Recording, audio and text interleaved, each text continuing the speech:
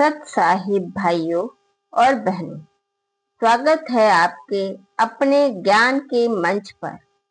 आज हम एक ऐसे सवाल पर विचार करेंगे जो सदियों से हमारे मन को मथ रहा है।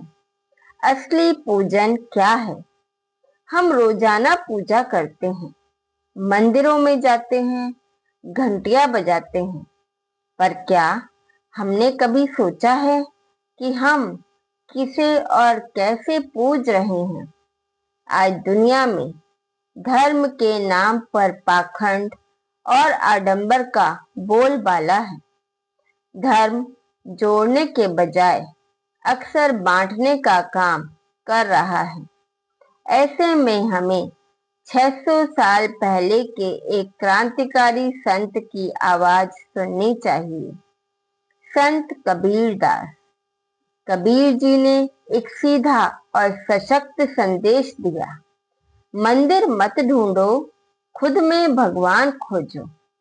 यह सिर्फ एक वाक्य नहीं है, यह एक संपूर्ण जीवन दर्शन है। यह हमें बाहरी दिखावे से भीतर की यात्रा पर ले जाने का आह्वान है। आगे हम जानेंगे कबीर जी के नजरिए से हमारी यह भारी भक्ति क्यों व्यर्थ है और सच्ची असली पूजा कहाँ और कैसे की जानी चाहिए। कबीर जी सबसे पहले मूर्ति पूजा पर प्रहार करते हैं। उन्होंने उस समय के अंधविश्वास को चुनौती दी, जहां लोग सोचते थे कि पत्थर की मूर्ति में ही ईश्वर बसते हैं। उनका अमर दोहा है, पाहन पूजे हरि मिले तो मैं पूजू पहाड़, ताते तो चाकी भली पीस खाए संसार। कबीर जी कहते हैं कि यदि पत्थर की पूजा से ही ईश्वर की प्राप्ति हो सकती है, तो क्यों ना पूरे पहाड़ की पूजा कर ली जाए। इससे तो वह चक्की ज्यादा उपयोगी है, जो पत्थर की बनी होती है और उसके बावजूद वो संसार को भोजन देती है। उनका आशय पत्थर की महत्ता को नकारना नहीं, बल्कि उस पर अंधे होकर निर्भर रहने को नकारना था। ईश्वर तो कण कण में है, उन्हें किसी एक पत्थर तक सीमित क्यों किया जाए। दूसरा आडंबर है माला जपना और जाप करना। हम घंटों माला फेरते हैं, पर क्या हमारा मन शांत होता है? कबीर जी कहते हैं, माला फेरत जुग भया, फिरा न मन का फेर, कर का मन का डारी दे, मन का फेर। अब आपने युगों तक हाथ में माला फेरी, पर आपके मन का अहंकार, लोभ और वासना रूपी फेर दूर नहीं हुआ। हाथ की माला को छोड़ो और अपने मन रूपी मोतियों को सही दिशा में फेरो। यानी असली पूजा हाथों से नहीं, बल्कि मन को शुद्ध करने से शुरू होती है। अगर मन चंचल और मैला है, तो 1000 मालाएं भी व्यर्थ हैं। कबीर जी तीर्थ यात्रा को भी बाहरी दिखावा मानते हैं।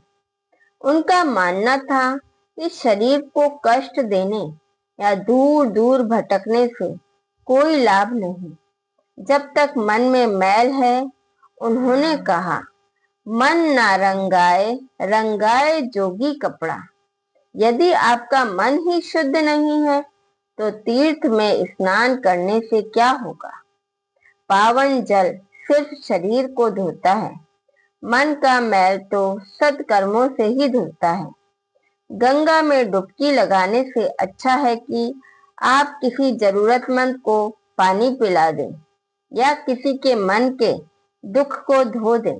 असली तीर्थ तो आपके हृदय में है, जहाँ करुणा और प्रेम का वास है। कबीर जी ने किसी एक धर्म को नहीं बख्शा। उन्होंने हिंदू और मुसलमान दोनों के आडंबरों पर समान रूप से प्रहार किया। मुसलमानों के लिए कहा, कांकर पाथर जोड़ के मस्जिद लई बनाए, ता चढ़ी मुल्ला बांग दे, क्या बहरा हुआ खुदाए। कबीर जी का उद्देश्य किसी धर्म को नीचा दिखाना नहीं था, बल्कि हमें यह समझाना था कि ईश्वर ना तो मस्जिद में है, ना मंदिरों में, ना काशी में, ना काबा में। वह सभी जगह है और विशेष रूप से वह आपके भीतर है। यदि बाहरी पूजा व्यर्थ है तो असली पूजा कहाँ है? कबीर जी कहते हैं, असली पूजन है आत्म खोज और आत्म शुद्धि। वह अपने एक दोहे में हमें अंदर झांकने को कहते हैं, जो तिल माही तेल है, जो चकमक में आग, तेरा साईं तुझ में है, जाग सके तो जाग।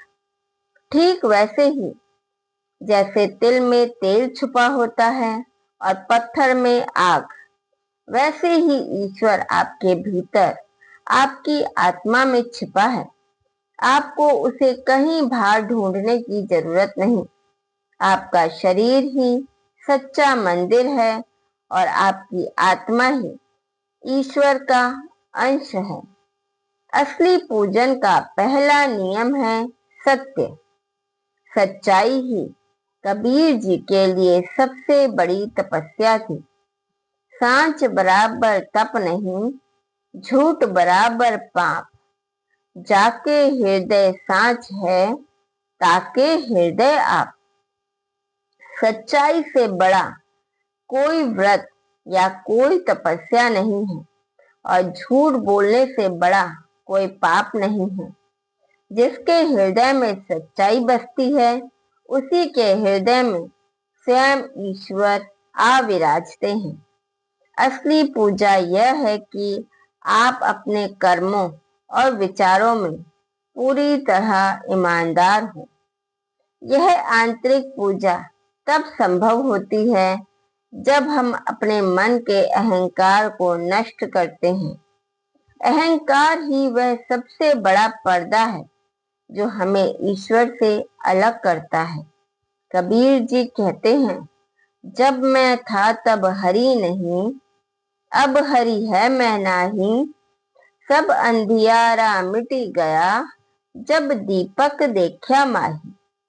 जब तक मेरे अहंकार की भावना थी, तब तक ईश्वर यानी हरि नहीं मिले। अब जब ईश्वर मिल गए हैं तो मैं यानी अहंकार समाप्त हो गया। असली पूजन है अहंकार का त्याग, मन के अंधेरे को ज्ञान के दीपक से दूर करना। अब बात करते हैं व्यवहारिक भक्ति की। कबीर जी कहते हैं कि आपकी वाणी में ही आपकी पूजा झलकनी चाहिए। ऐसी वाणी बोलिए मन का आपा खोए, औरन को शीतल करे, आपहु शीतल हो। ऐसी वाणी बोलिए जो आपके मन के अहंकार को दूर करे और जो दूसरों को भी शांति दे। किसी का दिल दुखाने वाले शब्द बोलना सबसे बड़ा अधर्म है। आपकी मधुर वाणी ही ईश्वर को चढ़ाया गया सबसे बड़ा प्रसाद है। कबीर जी के लिए मानवता की सेवा ही सबसे बड़ी पूजा है। यदि आप इंसान की सेवा नहीं कर सकते तो पत्थर की पूजा व्यर्थ है। दया धर्म का मूल है, पाप मूल अभिमान, तुलसी दया न छाड़िए, जब लग घट में प्राण। कबीर जी की प्रेरणा से प्रेरित वाणी है। दया ही धर्म की जड़ है और अहंकार सभी पापों की जड़ है।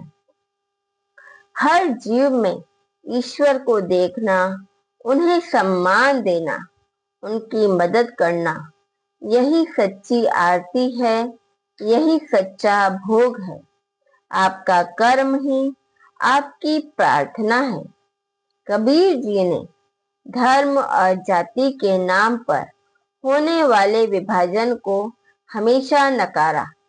उनकी दृष्टि में हरि जननी में बालक तोरा, यानी ईश्वर ही माता पिता है और हम सब उनकी संतान हैं। असली पूजन का अंतिम पाठ है संभाव और प्रेम। जब तक आप एक इंसान से नफरत करते हैं, तब तक आप ईश्वर की पूजा नहीं कर सकते, क्योंकि उस इंसान के भीतर भी वही ईश्वर विराजमान है। प्रेम और एकता से जीना ही सबसे बड़ी प्रार्थना है। तो भाइयों और बहनों, कबीर जी का यह संदेश स्पष्ट है।